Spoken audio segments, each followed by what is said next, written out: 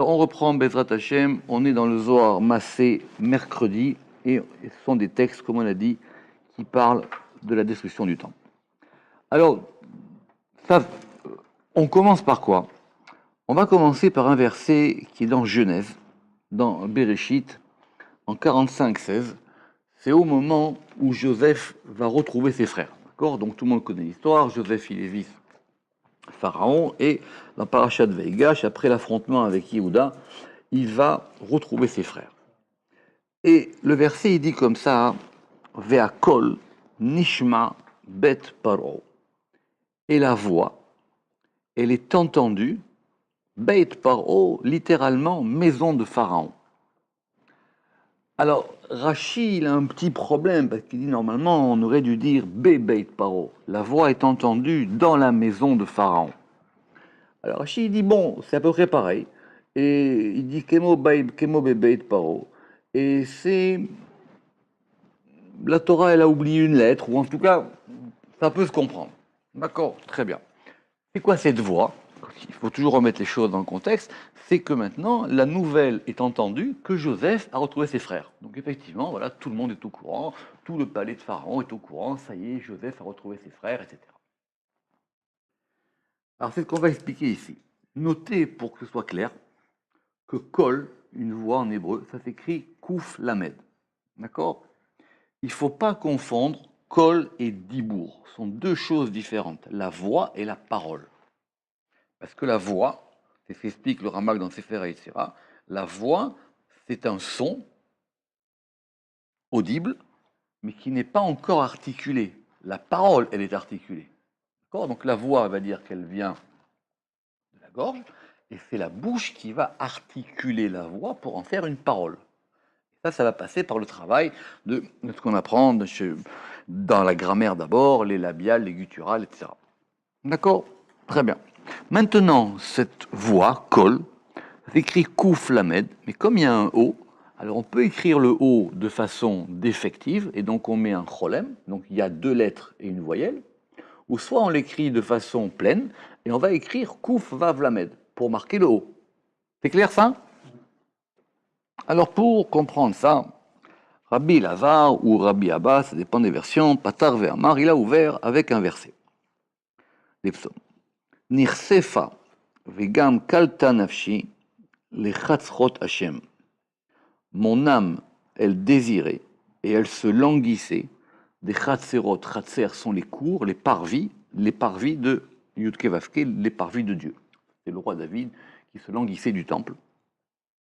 Libi upsari, mon cœur et ma chair, Yiranenu, El Chai, ils seront en allégresse pour le El vivant.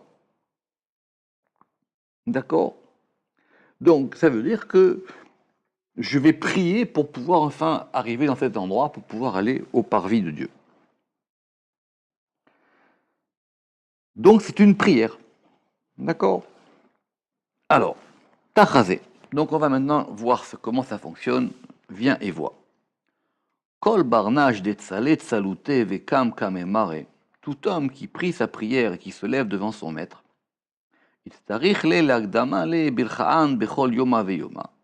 il doit commencer déjà chaque jour par des bénédictions.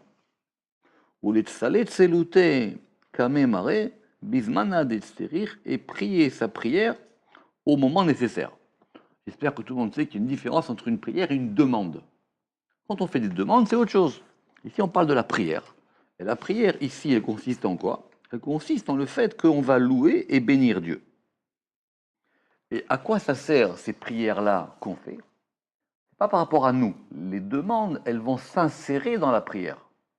Ou elles peuvent être en dehors de la prière. C'est pour ça qu'il y a deux mots. Il y a tselouton ou baouton.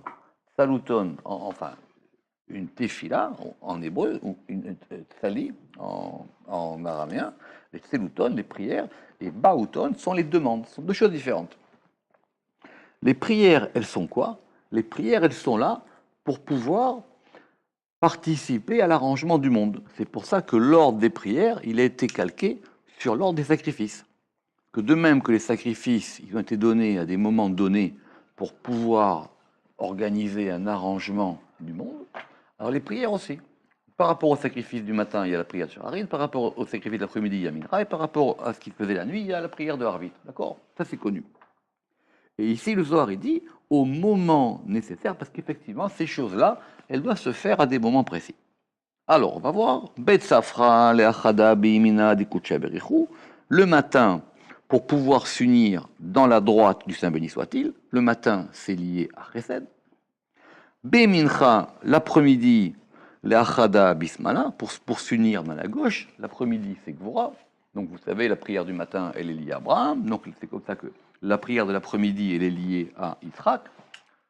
Et, ou Betseluta, ou Baouta, et la prière et la demande. Alors ici, on a rajouté la demande. Les barnash bechol yoma veyoma sont nécessaires à l'homme chaque jour, pour pouvoir s'unir à lui, veukimna, pardon, et c'est quelque chose qu'on a établi. En fin de compte, la prière, elle va suivre le mouvement du monde.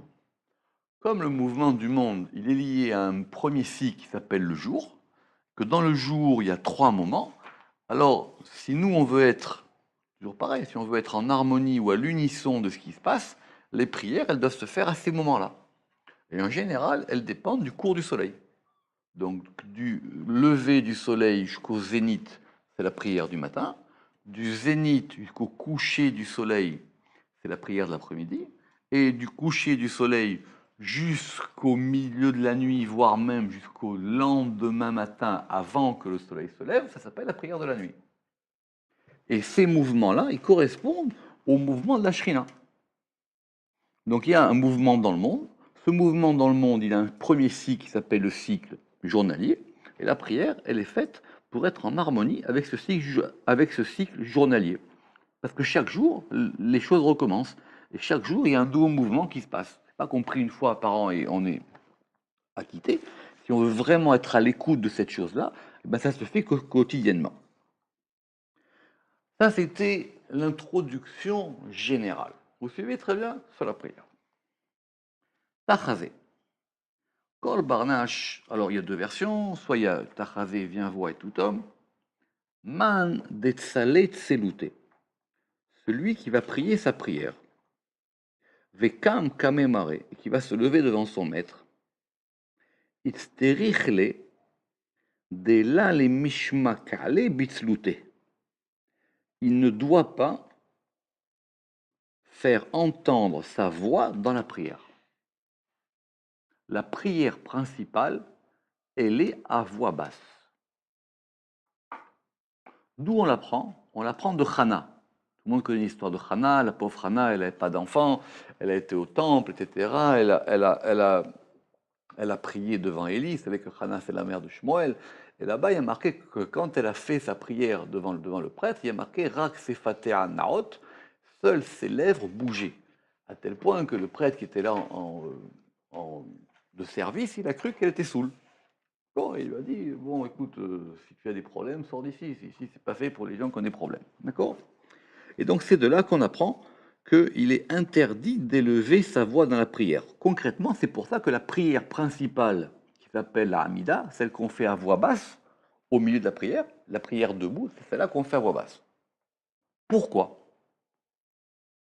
Ou mande ashma kale, et celui qui fait entendre sa voix bitzlouté dans sa prière, c'est louté la ishtema. Sa prière, elle n'est pas entendue. Paradoxalement, pour que la prière soit entendue, il ne faut pas qu'on entende la voix. Pourquoi? Alors, le Rama qui dit comme ça. Évidemment, on parle du cœur de la prière, d'accord, du noyau de la prière, ce qu'on appelle la Hamida. Ce noyau de la prière, qui est fait debout, il est fait à voix basse. Évidemment, avant et après, c'est fait à voix haute, c'est pour ça qu'il y a des chants, etc. Ce noyau-là, pour que cette prière, elle puisse être entendue, il doit être préservé. On doit le garder. On doit le préserver des forces extérieures. Et c'est donc une prière qu'on fait à voix basse ou une prière qu'on susurre. Pourquoi? Parce que même si la voix ne se fait pas entendre, il faut que vous-même vous entendiez ce que vous dites. Donc c'est une prière qui va jusqu'à vos oreilles, mais pas plus loin. C'est pour ça que c'est susurrer ou murmurer ou chuchoter. Mais on ne chuchote pas à quelqu'un, vous chuchotez à vous-même. Et donc, si ça ne se passe pas comme ça, la prière n'est pas reçue. Vu que vous comprenez vite et que vous êtes de bonne humeur, vous avez compris que ce n'était pas le cas dans l'histoire de Pharaon. Puisque là-bas, il y avait écrit quoi? Ve'akol nishma. Et la voix, elle est entendue. Donc le Zohar, il a entendu cette notion de voix. Nous, on avait dit c'était quoi? C'était simplement que maintenant, dans la maison de Pharaon, eh ben, les gens ils vont commencer à parler. Donc c'est comme s'il y a une rumeur. Ah oui, vous savez, Joseph, il a retrouvé ses frères. La Torah, elle nous raconte aussi des choses différentes. Alors, écoutez bien ça. Uman hitseluta. Alors, c'est quoi la prière? Si tu me dis que la prière, c'est une voix qui n'est pas entendue et que je veux qu'elle soit entendue en haut, comment ça fonctionne? Da kala achara de talia bekala de ishtema. C'est une voix autre qui dépend de la voix qui est entendue. Alors, c'est difficile à comprendre. Autrement dit, la prière, c'est l'articulation de deux voix. Il y a une voix qui est entendue et il y a une voix qui n'est pas entendue. Et la prière, ça va être comment ces deux voix s'articulent. Dakala achara, c'est une autre voix qui dépend d'une voix qui est entendue. Uman ou kala de ishtema. Alors, c'est laquelle la voix qui est entendue? Daou kol de ou bevav, c'est une voix qui est avec un vav. Donc, quand c'est écrit avec un vav, c'est une prière, c'est la prière qu'on entend. Et quand on écrit sans vav, c'est la prière qu'on n'entend pas. On relit. Uman ou kala de ishtema. Et c'est quoi cette voix qui est entendue? Daou kol de ou bevav, c'est cette voix avec un vav. Kala de taliabé, et la voix qui en dépend, da ou kol belovav, c'est la voix sans vav. Donc il y a au départ une voix qui n'est pas entendue. Elle manque de vav. Finalement, quand elle manque de vav, elle n'a pas d'axe. Il n'y a rien pour la faire monter, quoi. Comme ça, le vav, c'est un axe. Et cette prière qui n'est pas entendue, elle dépend d'une voix qui est entendue. Bon, il faut réfléchir à ça. En tout cas, c'est ce que le Zohar nous dit ici. Je répète, Uman ou kala de da ou kol de ou bevav. Kala de taliabe da ou kol belovav. Ou berinkach. Et donc, à cause de cela, donc répercussion de ça, là, istarich le barnash le mishma kale betsalouté. L'homme ne doit pas faire entendre sa voix dans sa prière. Et là, les tsala belachash, mais il doit prier en murmure ou en chuchotant, comme vous voulez. Be'aou kala de la ishtema, par cette voix qui n'est pas entendue. Donc, il faut que ça passe par une voix qui n'est pas entendue. Oui. Veda itselutin de itkabelat tadir, et ceci est la prière qui est toujours reçue. Ça, c'est la prière qui est reçue constamment. Très bien. Et d'où est-ce qu'on apprend ça? Alors, si tu veux un signe pour t'en souvenir, c'est ce qu'on a vu dans le verset. Ve'akol nishma. Et la voix est entendue. Voix, c'est écrit sans vav. Donc, il y a une voix sans vav qui n'est pas entendue. Et parce qu'elle n'est pas entendue, elle va dépendre maintenant d'une voix qui va être entendue. C'est pour ça qu'il y a écrit Ve'akol nishma. Et la voix, elle est entendue. C'est pour ça que dans le verset, c'est écrit sans vav. Alors, et elle est entendue comment, le Zohar? C'est quoi Nishma? Dahi tseluta de ii bechashai. Elle est entendue, c'est cette prière qui est en murmure. Elle est entendue en haut parce qu'elle n'est pas entendue en bas, quoi. C'est comme s'il y avait un aspect caché dans la prière, quoi. on l'entend en haut parce qu'en bas, c'est secret. Si c'est secret en bas, si c'est dans le murmure en bas, alors en haut, on va l'entendre. Pas la peine de le crier fort. C'est compliqué, mais on va dire que c'est parce que comme c'est quelque chose qui dépend de la malchoute et qu'elle est prise aux forces extérieures, alors il faut qu'on puisse détourner ça. Alors revenons au prototype de la prière. Comme je vous ai dit, le prototype de la prière, c'est Chana. C'est de Chana qu'on apprend la prière. D'ailleurs, c'est pour ça que le jour de Rosh Hashanah, on lit l'histoire de Chana. Alors, qu'est-ce qui a marqué dans Chana? Dans Chana, il y a marqué Dirtiv Bechana. Donc Chana, c'est au début du livre de Samuel, puisque Chana, de cette prière-là, elle va avoir son fils qui s'appelle Samuel. Elle va dire, je le donnerai au temple. Et c'est pour ça que Samuel, après, il a été élevé et il est devenu l'un des plus grands prophètes d'Israël. Vekola lo yishamea. Et sa voix n'est pas entendue. Rappelez ce que je vous ai dit. Rachid dit pourquoi? Parce que c'était comme si elle se parlait elle-même. Elle parle à son cœur. Dan itzelutan dekucha berechu kabil. C'est la prière que le Saint béni soit-il, il reçoit. Kad itavid goreuta vechavana vetikuna kedakayut. Lorsqu'elle est faite avec volonté, vechavana direction, ce n'est pas simplement de raconter ses petits problèmes, c'est qu'il faut qu'il y ait un moteur, on va dire qu'il y a un moteur affectif, il faut en même temps être capable de lui donner une direction, vetikuna, et un arrangement, kedakayut, comme il se doit. Il faut que ce soit arrangé. C'est pour ça que les prières en hébreu, c'est pas pareil que les prières dans les autres langues. Parce que c'est pour ça que l'ordre de la prière qu'on a, c'est pour ça que les livres de prière qu'on a, ils ont été faits par des gens qui savaient arranger les prières. D'accord? Alors, donc c'était par exemple ce qu'avait dit le roi David. Quand il a dit que lui, il faisait une prière, au début, quand il a dit que le roi David, il faisait une prière pour pouvoir revenir vers le parvis de Dieu, alors là-bas, il avait dit, il faut qu'il y ait mon cœur et il faut qu'il y ait ma chair. Donc il faut qu'il y ait le cœur et le corps. Quand on a tous ces éléments, effectivement, ça c'est une prière qui est entendue. Notez que, ne perdez pas le fil, que dans le cas de Chana, il y a un vav. Eh oui, il y a marqué Vekola. Vekola, lo yishamea. D'accord? Et sa voix n'est pas entendue. Donc apparemment là-bas c'est différent. C'est que elle n'est pas entendue, sa voix elle, mais elle va produire une voix qui va être entendue. Sinon ça ne marche pas, tout ce qu'on vient de dire.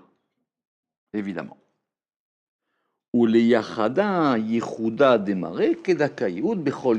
Et tout ça, ça doit se faire dans et pour unifier l'unité de son maître comme il se doit chaque jour, selon le mouvement général qu'on a décrit plus haut. Donc il y a un mouvement général qui est le mouvement de la Shrina, et dans ce mouvement de la Shrina, effectivement, doivent ou peuvent, ça dépend, doivent et peuvent s'insérer les prières et les demandes des hommes. Si on n'a pas compris ça, on n'a pas compris c'est quoi la prière. D'accord? Et ce mouvement de la prière, il fait qu'effectivement, il faut que maintenant, il y ait quelque chose qui se fasse entre l'homme qui ressent, la manière dont il va organiser sa prière, s'il sait faire ou s'il ne sait pas le faire. S'il ne sait pas le faire, eh bien, il faut qu'il s'appuie sur des prières qui fonctionnent, et pour que ça puisse passer. Alors, Rabbi Elazar Amar. Rabbi Elazar, il a dit, on reprend. Kala bechashai da'i kalaila de kol kalin nafkin mitaman. Alors, d'après le Ramak, Rabbi Elazar, il n'est pas d'accord avec ce qui vient d'être dit auparavant. Il dit non. Il dit la voix qui est en murmure, donc cette voix qu'on n'entend pas, da'i kalaila, c'est la voix supérieure. Des kol, kalin, nafkin, mitaman, parce que toutes les voix sortent de là-bas. Autrement dit, lui, il voit les choses de haut en bas. De haut en bas, il y a une voix, on va commencer par la voix d'en haut, La voix d'en haut, la voix ici, elle est associée à Bina. Et comme Bina, c'est un degré caché, alors cette chose-là, on ne l'entend pas. Aval kala belovav. Et cette voix en haut, en murmure, il faut l'écrire avec un vav d'après lui. Mais quand on a une voix qui est sans vav, da'i tseluta diltata, c'est la prière d'en bas. Des i azla, parce que cette prière, elle va, les istalka pour s'élever, bevav, ou les trabrabé, et se lier à lui. Autrement dit, une prière, c'est quelque chose de sourd. Et pour qu'elle puisse monter, il faut un axe. Donc elle cherche un vav. Donc il faut qu'elle trouve un vav. Et quand elle trouve ce vav, c'est ce qui est marqué ici. Et la lettre vav, c'est ce qu'a dit le Zohar.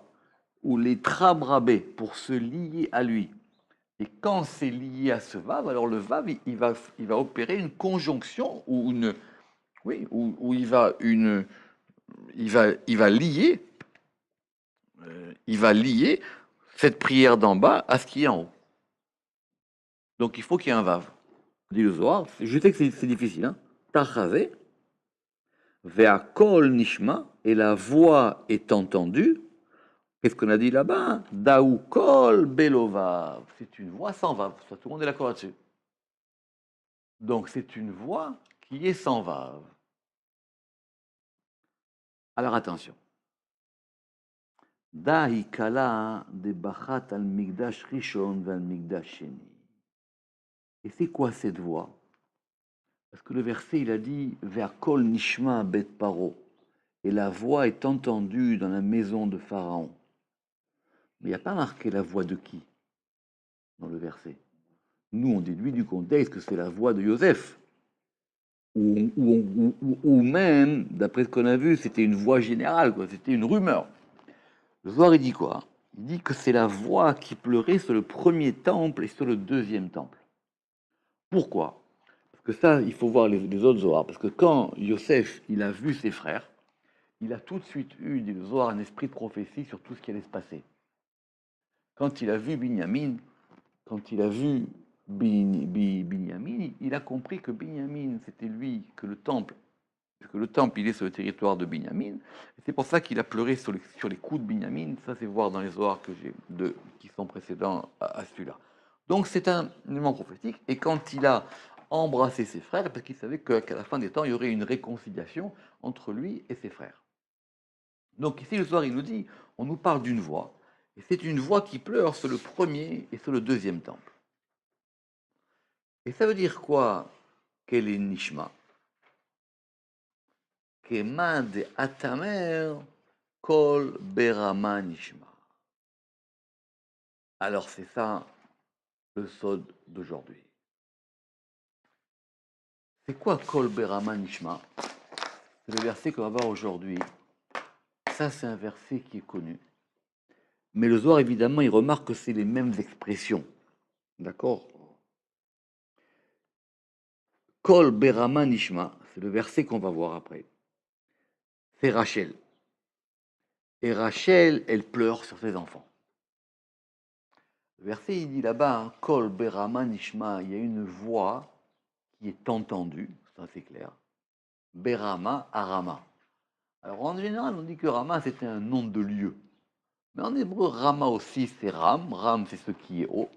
Donc c'est une voix qui est entendue dans la hauteur. Simplement, dans le cas de Rachel, c'est avec un vav. Alors que dans notre cas à nous, c'est sans vav. Donc le Zohar, maintenant, il veut comprendre comment on va voir une voix avec un vav et une voix sans vav. Alors doucement, comme on a cité un nouveau verset, alors déjà on va essayer de comprendre un petit peu.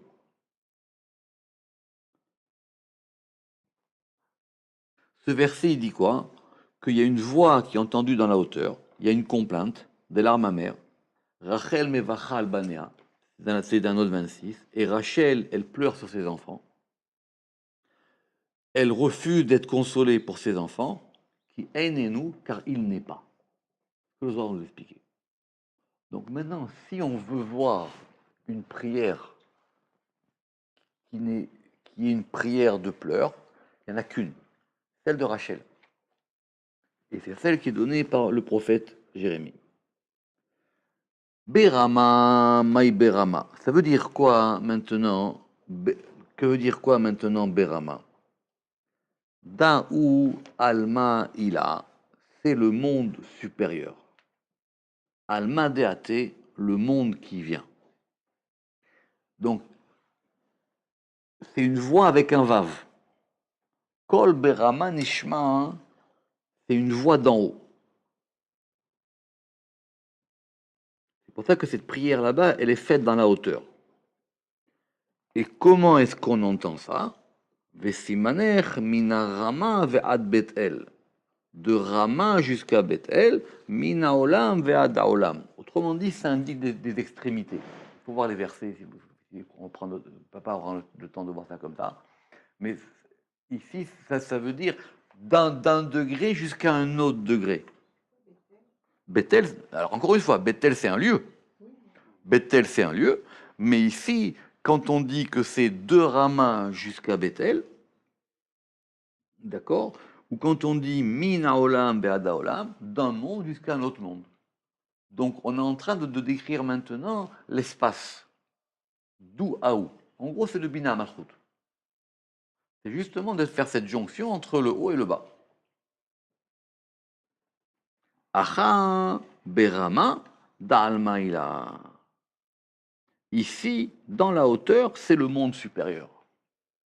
Donc cette voix de Rachel, c'est pour ça qu'elle est écrite avec un vav, elle est entendue en haut.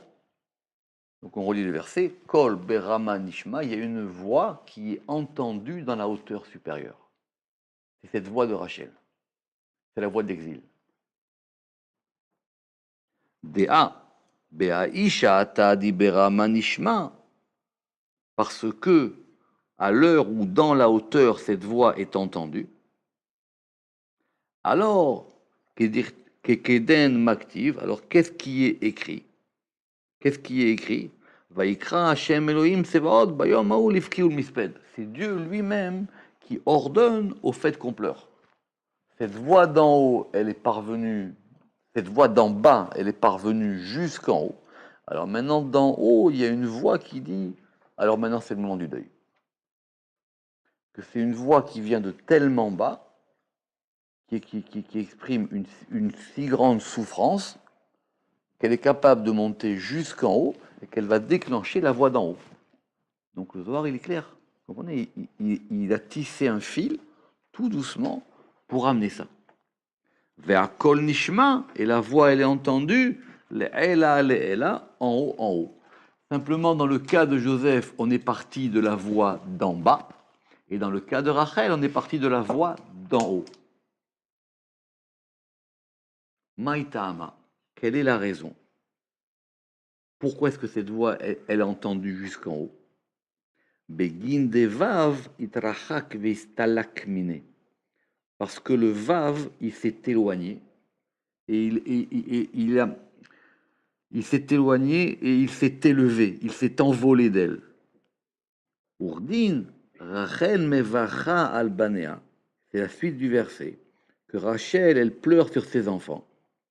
Mehana leinachem al banea. Elle refuse d'être consolée pour ses enfants. Qui einenu, parce qu'il n'est pas. Il dit non. Qui einenu, qui ena mi baale. On aurait dû dire parce qu'ils ne sont pas. Dire que Rachel, elle pleure. Pourquoi est-ce que Rachel, elle pleure? Elle pleure parce qu'elle a plus ses enfants, parce que ses enfants, ils sont partis en exil. Alors pourquoi il est marqué parce que lui, il n'est pas? Et là, qui est nénou, veaukimna, qui est nénou de baala loishtakachima. C'est pas parce que lui, il n'est pas. C'est parce que son mari, il n'est pas avec elle. C'est parce qu'il n'y a pas le vav. C'est parce que justement, elle pleure ce vav. Qui est nénou, parce qu'il n'y a pas de vav. Parce qu'il n'y a plus de jonction. Autrement dit, il y a d'un côté des hommes qui prient, et il n'y a rien qui relie leur prière à l'en haut. Et ça, c'est le plus profond de l'exil. C'est pas que les gens ils prient pas. Les gens ils prient, mais ça monte pas.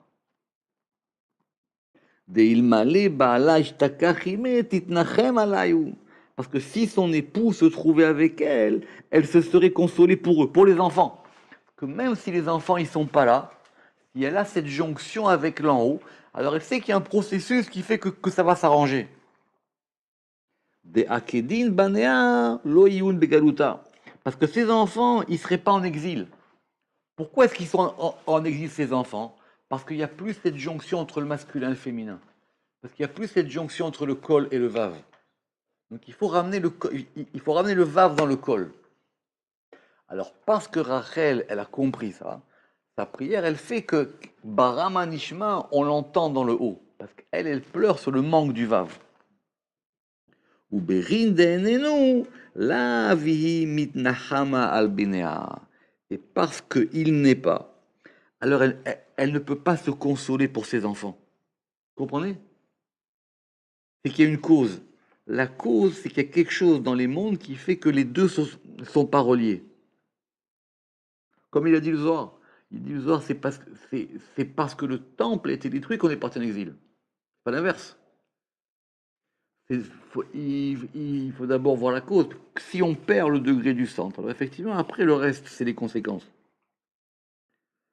Begin de banea itrahakumina, parce que ses enfants sont éloignés d'elle. Pourquoi? Aldenenuima, parce qu'il n'est pas avec elle. Le Rama qui dit que normalement, parce que Rachel c'est la malchoute, elle est attachée en bas avec ses enfants et en haut avec son époux. Elle a un lien avec ses enfants et un lien avec le masculin, avec Tiferet. Et lorsqu'elle est attachée en haut, alors ses enfants, ils ont une protection. Alors si c'est... Eh ben, c'est un vav. Si elle est attachée en haut, c'est autrement dit simple. Si elle est attachée par le haut, elle a deux attaches. Elle a une attache avec ses enfants et une attache avec le degré masculin, avec son mari, avec Tiferet, avec le vav. Quand tout est lié, alors elle sait qu'effectivement, il y a un circuit qui passe et qu'il y a une protection. Si maintenant elle est détachée du haut, alors elle sait très bien que même ses enfants, ils sont plus protégés. Parce qu'elle-même ne reçoit plus. C'est simple. Tant qu'elle reçoit un influx qui peut aller sur les enfants. C'est pour ça qu'elle pleure, Rachel. Donc, parce que le soir, effectivement, il dit que c'est à la fois et l'époux et le vave. D'accord? Alors, c'est la raison pour laquelle Rachel, elle n'a pas été enterrée à Marat, Marpella. D'accord? C'est pour ça que Jacob, il l'a pas enterré dans le caveau des patriarches, alors que Léa, elle y est. D'accord. Alors maintenant, écoutez bien la fin. Alors du coup, ça veut dire qu'on n'a rien compris au verset du début. Parce que le verset du début, il faut revenir à la première page. Si le verset du début, il dit « Ve'akol nishma beit paro » et la voix, elle est entendue, maison de Pharaon. Alors moi je veux bien que ici tu es en train de me dire que c'est une voix et que cette voix, c'est la voix de Joseph. Rappelez-vous que Joseph, c'est qui? C'est le fils de Rachel. On dit que cette voix, c'est aussi une voix que Joseph, il a vue par esprit prophétique que les temples seraient détruits. Et que donc c'est une voix sans vave qui est entendue. Mais ça veut dire quoi maintenant la maison de Pharaon? Tachazé, Beit Paro, Daou Simanech Le'ela. La maison de Pharaon, c'est un signe en haut. Autrement dit, la maison de Pharaon, elle correspond à ce degré de Rama qui correspond à Bina qu'on vient d'évoquer. Pourquoi? Beita de itperaou ve itgalian mine kol nehurin ve kol butsinin. Pourquoi? Parce que Pharaon ici, c'est pas Pharaon du tout. C'est quoi Pharaon? C'est quoi Paro? Beita de itperaou. On va prendre le même verbe. C'est la maison d'où seront les... Alors, vous vous rappelez la péria? Quand on avait parlé de la péria, c'est le fait de découvrir dans la circoncision. C'est la maison d'où seront découvertes et dévoilées toutes les lumières et toutes les lampes. Ici, donc, Beit Paro, ça veut dire découvrir, ça veut dire dévoiler. Kolma de avasatim mitaman idgeli. Tout ce qui était fermé se dévoile de là-bas. Parce que le dévoilement, il commence à partir de ça. Donc, Ve'akol nishma bet paro, et c'est pour ça qu'il n'y a pas marqué bebeit paro. C'est pour ça qu'il n'y a pas écrit et la voix est entendue dans la maison de Pharaon. Ve'akol nishma, et la voix, elle est entendue, maison de Pharaon. C'est quoi bet paro? Maison du dévoilement. Beit paro, c'est pour ça qu'il n'y a pas écrit bebeit paro. C'est pour ça que Rashi, il avait noté cette chose-là. Parce qu'ici, on ne parle pas de ça. C'est une voix, et cette voix-là, qui est sans vav, je répète, et cette voix-là qui est sans vav, elle est entendue dans le degré de la hauteur. Mais, et c'est quoi ce degré de la hauteur ici? Plutôt que de dire la hauteur en disant que c'est le haut, on a dit que c'était le degré du dévoilement. Ou Begrinkar, Kucha berechu api kol neurin vechol butsinin. Le Saint béni soit-il, il a fait sortir toutes les lumières et toutes les lampes, Begin le'anar'a le'a'u kala, pour illuminer cette voie des ikre kol belovav, qui s'appelle une voie sans vav. Parce que maintenant, il faut que d'en haut, il y ait quelque chose qui illumine cette voie pour qu'elle reçoive le vav. C'est comme un vœu qui est comblé. Et ce vœu, il est comblé parce qu'il va recevoir quelque chose d'en haut. Et donc, ça veut dire que tant qu'on est en exil, on a des voix sans vav, on a des voix qui ne montent pas. Ce que va dire le Zohar. Tachazé. Chadiakim kucha berechu le'ay kol me'afra. Et là, c'est écrit sans vav. Lorsque le Saint béni soit-il, il relèvera cette voix de la poussière. Veitraber bevav, et elle sera liée au vav. Kedin kol maditabid minayhu bizmana de galuta yitadar vitadinun bineurin ilahin de itosfan migoalma ila. C'est magnifique. Lorsque cette voix, elle sera relevée de la poussière et qu'elle sera liée au vav, alors tout ce qui a été perdu d'elle, c'est-à-dire les lumières qu'on a perdues parce qu'il manquait ce vav, parce qu'il manquait cette jonction, pendant le temps de l'exil, alors ça reviendra. Et Israël, ils se délecteront dans les lumières supérieures qui ont été ajoutées du sein du monde supérieur. Que maintenant, ça va s'appeler un influx qu'on reçoit de la Bina. C'est ça qu'on veut finalement. On veut recevoir cette connexion-là. Alors on la cherche, on la trouve pas, on ne sait pas. C'est ça ce col d'effectif. C'est ça cette voix qui n'est pas entendue. Parce qu'on veut qu'elle soit entendue depuis le haut. Et alors, puisqu'on parle de voix, on va en entendre une grande maintenant. Kama de Atamer. Ve'aya bayomahu yitaka beshofar gadol. Et en ce jour-là, il y aura le grand chauffard. Alors, le grand chauffard, il va faire du bruit. C'est pour la fin des temps. Parce que ce grand chauffard, c'est quoi? C'est la voix de Bina. Ou baou aovdim me'eretz be'eretz Ashur. Et viendront ceux qui étaient perdus dans la terre de Ashur, la Syrie. Ve'anidachim be'eretz Misraim. Et ceux qui étaient rejetés dans la terre d'Égypte, Veishtachavu Lachem Be'ar HaKodesh Birushalayim, et tous ils se prosterneront devant Yudke Vavke dans la montagne sainte de Jérusalem. Parce qu'on va retrouver maintenant tous les influx qui ont été perdus dans l'exil.